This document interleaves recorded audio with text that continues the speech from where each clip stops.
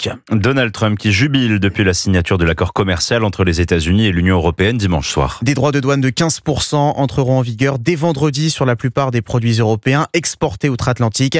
Sur le vieux continent, si l'absence d'escalade dans la guerre commerciale avec Washington rassure les acteurs économiques, le compromis est souvent jugé très déséquilibré, notamment par la France. Barthélémy Philippe, on ne cesse de répéter que l'Union fait la force, mais cette fois les 27 ont bel et bien échoué. Quand l'Europe se regarde, elle a de quoi s'inquiéter. Malgré les exemptions de surtaxes sur quelques secteurs clés, Donald Trump a mis l'UE KO. Le deal est perdant pour la Commission européenne, dont le seul fait d'armes a été d'obtenir des baisses de taxes contre la promesse d'investissements massifs aux États-Unis.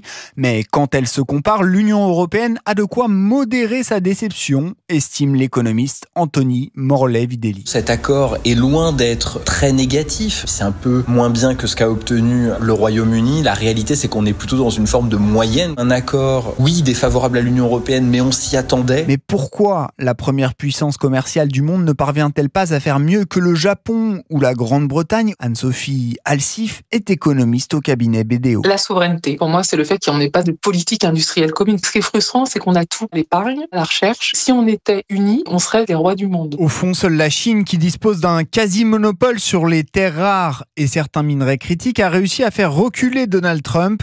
Après quelques jours d'escalade, les deux pays ont conclu une trêve avant de parvenir à un accord portant sur des droits de douane beaucoup plus raisonnables. Barthélémy Philippe et ce matin, le ministre de l'économie Éric Lombard estime que cet accord commercial entre les États-Unis et l'Europe n'est pas complet.